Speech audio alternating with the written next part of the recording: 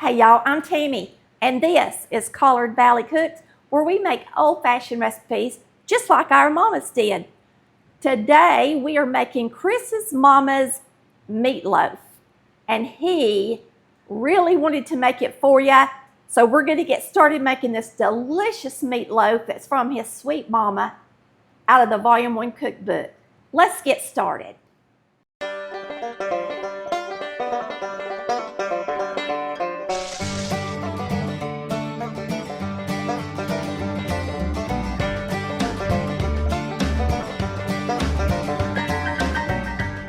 All right, hey guys, it's Chris. I'm here on Collard Valley Cooks for Tammy today, and we are making my mother's meatloaf, Nana's meatloaf. It is in recipe book number 1.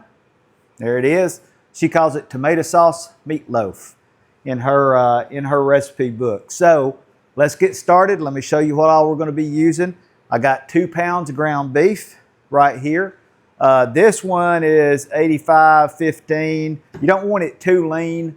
I don't know what this other pack is right here. It's probably 90%, but you don't want it too lean. You want a little bit of fat in there because that's where the flavor is, the fat, right?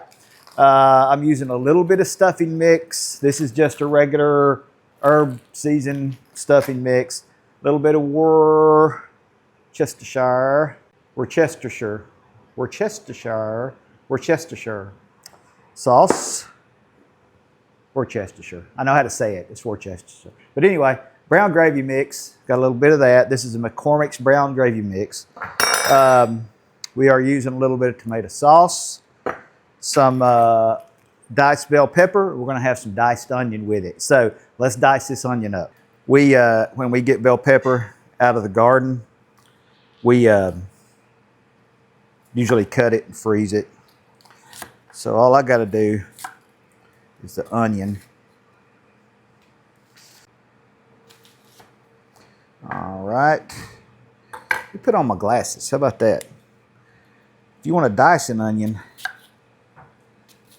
you need to see an onion. That's what I always say. And it said 1 medium onion. And this is... had a little bit of it already used, but it's a medium onion.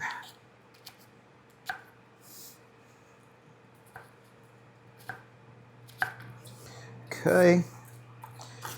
And let's make sure. I think I did it right. I think it's all diced up pretty good.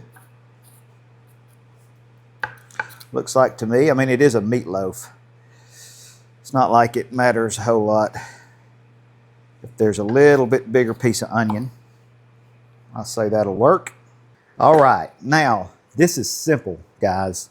Super simple. My mother was a pretty simple cook, really. She didn't do a whole lot of complicated stuff. We loved it. We loved her cooking. So this says that we're supposed to mix ingredients in a large bowl. It's best to use your hands. Right there in writing, best to use your hands. My hands are clean. Now I know some of y'all, wouldn't matter if I washed my hands or if God came down from heaven above and pointed his finger in my hands and said clean, you wouldn't want me to use my hands, but they're clean. Just take my word for it, and that's what I'm going to use. It's our meatloaf. So if you're one of those people that don't like to use your hands, because a lot of people, they don't like the feel of it, stuff like that, or they just can't deal with it. So if you're one of those people and you have to get yourself some gloves, then get yourself some gloves. But as far as mixing up a lot of different things, the best thing to use is your hands. You really just can't replace your hands. And if you think you can try, but I don't know of a replacement. Okay, so we got our 2 pounds of ground chuck, or 2 pounds ground beef, whatever it is you got. I'm going to add these onions in there. Onions, as some people say. 1/2 of a bell pepper. Okay, I'm going to use my imagination and say that that's 1/2 a bell pepper. I got a pretty good imagination, guys. There that is. Okay, 8-ounce can of tomato sauce. Here's Tammy's favorite can opener. Y'all make sure y'all put that back where it goes, in the right place, or she'll get confused. Y'all don't want her to get confused about where her can opener is. Okay, so we'll set that aside. Let's see, 5 shakes of Worcestershire. 1, 2, 3, 4, 5 shakes. All right, so we got that. 2 raw eggs right there from our chickens. 2 raw eggs. It's coming together. I'm getting it together, guys. Got it together. 1/4 cup of the brown gravy mix. Now, it's time for me to be honest with you guys. I know that sounds very serious. It really does. When somebody says, I've got to be honest with you, that usually kind of gets your, makes you wonder what's about to be said. But I'm going to be honest with you. My mama didn't use the brown gravy mix. That's something that we added to it. She probably won't see this video. So if she does see it, Mama put some brown gravy mix in your meatloaf.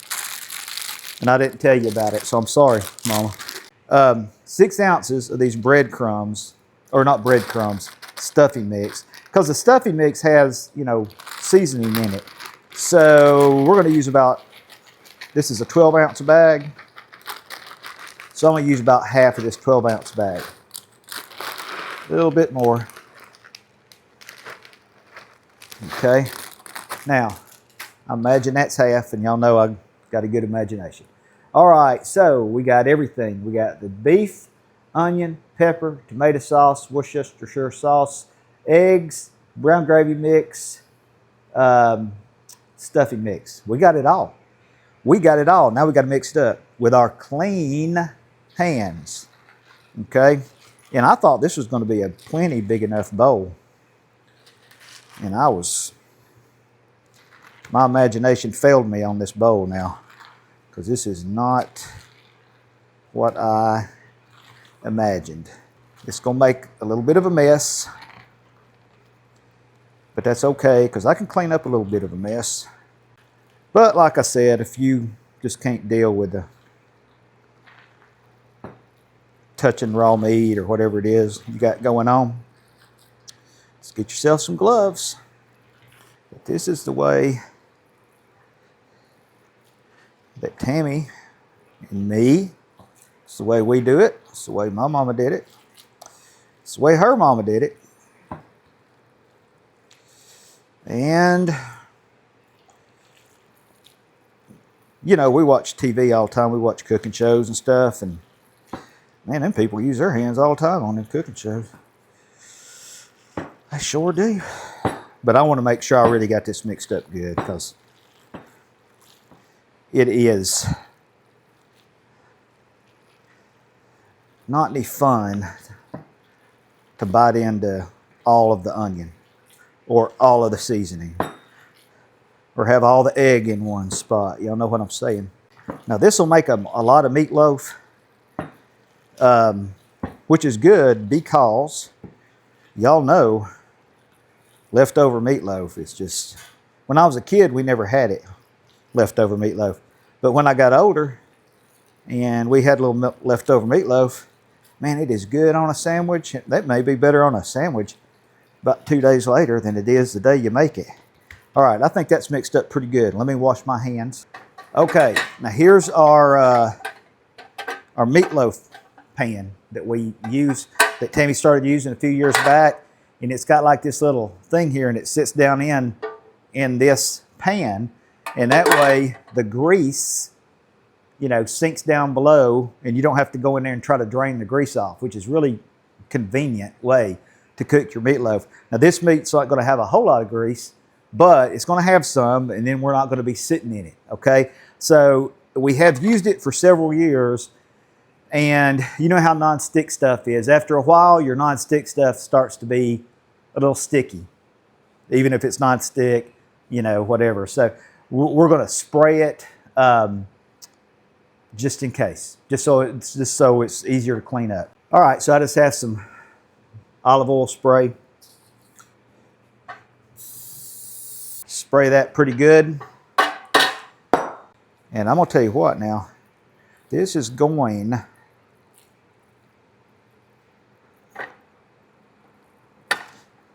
to just about fill up this meatloaf pan. Okay, so that's 2 pounds of meat. So that is just right for this size of pan. Now, Tammy's mother's meatloaf, okay? When we make it, we have a kind of a little sauce that we put on top of it.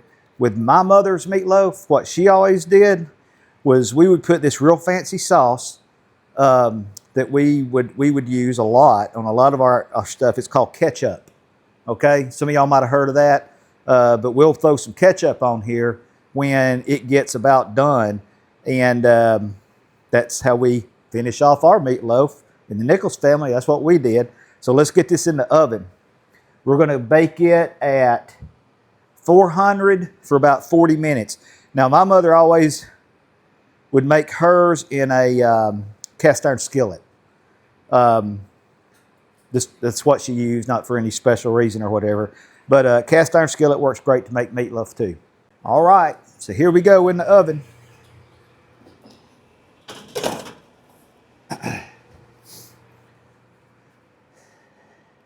And I'll get that timer on 40 minutes, and we will see you guys in real time in 40 minutes. But in your time, just in a few seconds, we'll be seeing you again. Okay, it's ready, guys. I put some ketchup on with about 5 minutes left.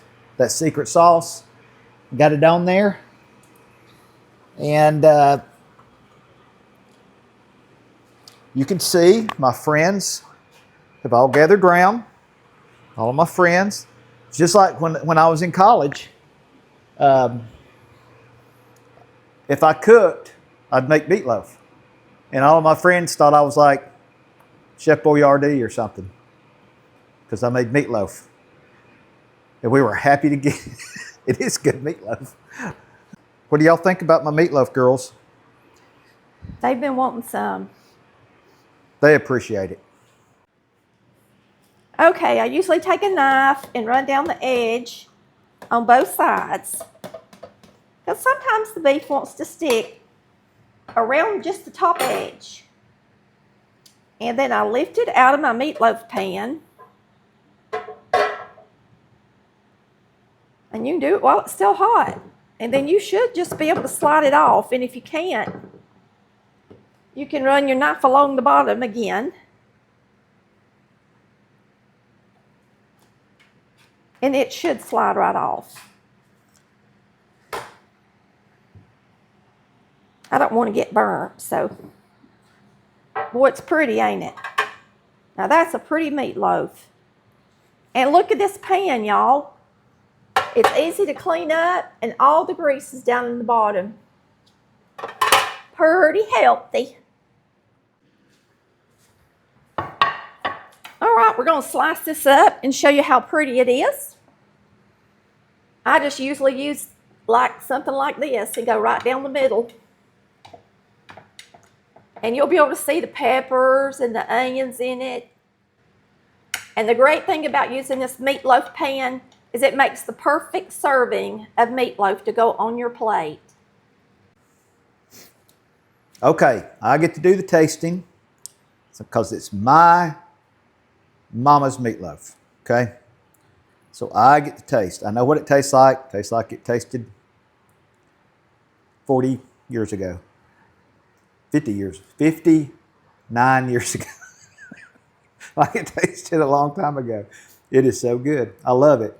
And you'll be surprised how many things that you eat that the secret recipe is ketchup or mustard or sugar or butter. It's the best. Until I taste Tammy's mama's meatloaf, then I say it's the best. But you can't beat a good meatloaf. Is just everybody loves it. If you don't like meatloaf, You're missing out. yeah, I don't know what you got going on. It's a glorified hamburger. We just want to thank you for watching Collard Valley Cooks, where we cook like our mamas did. Right. You're supposed to say bye, y'all. We love you. Love you. You want to do that again?